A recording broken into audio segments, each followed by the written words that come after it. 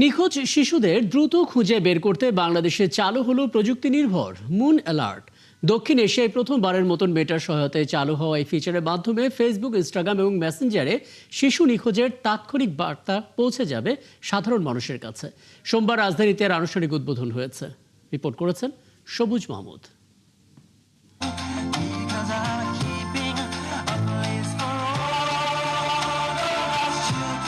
দক্ষিণ এশিয়ায় প্রথমবারের মতো নিখোঁজ শিশুদের খুঁজে বের করতে বাংলাদেশে চালু হলো মুন অ্যালার্ট।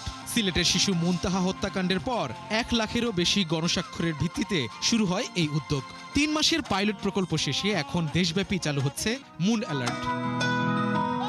মেটার কারিগরি সহায়তায় এই উদ্যোগ বাস্তবায়ন করছে zero missing children platform O cyber teens.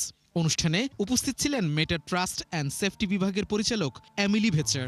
So starting today, and this is actually the first country in South Asia, মেটা দক্ষিণ এশিয়া প্রথম বাংলাদেশে নিখোঁজ শিশু খোঁজার প্ল্যাটফর্ম উদ্বোধন করল।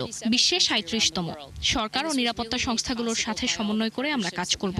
যদি কোনো শিশু নিখোঁজ হয়, আমরা তার ছবি সহ সবশেষ স্থান থেকে 160 কিলোমিটারের মধ্যে ফেসবুক, ইনস্টাগ্রাম ও মেসেঞ্জারে সতর্কবার্তা পৌঁছে দেব, যেন কেউ শিশুকে দেখলেই পুলিশকে তথ্য দিতে পারে। of the car, and we're going to send it to people who are in the search area.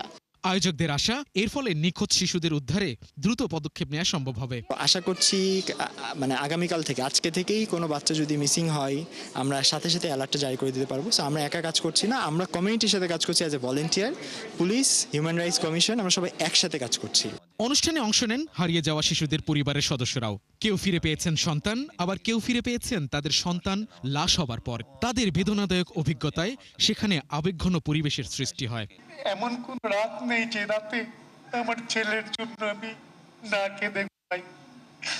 আল্লাহর কাছে, বিধাতার কাছে শুধু বলি, আল্লাহ, আমার মৃত্যুর আগে তুমি আমার একবার আমার সন্তানকে দেখার ব্যবস্থা করে দাও। এই আপেল ছিল তার হাতে, এই আপেলটিও খাইতে পারে নাই।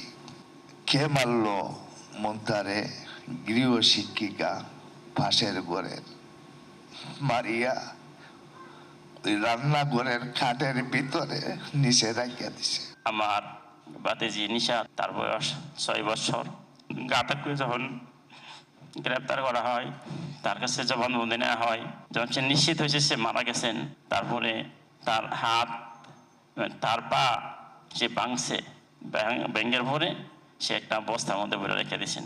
এরপর অনেক মিডিয়া, আর্মির কাছে গেছি, কোনো জায়গায় কোনো তথ্য পাই নাই খুঁজে।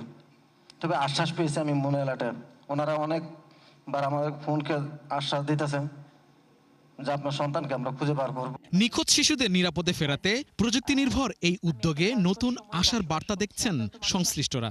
কেউ এখনো ফিরে আসেনি, হয়তো অপেক্ষা। সবুজ মাহমুদ, 71, ঢাকা।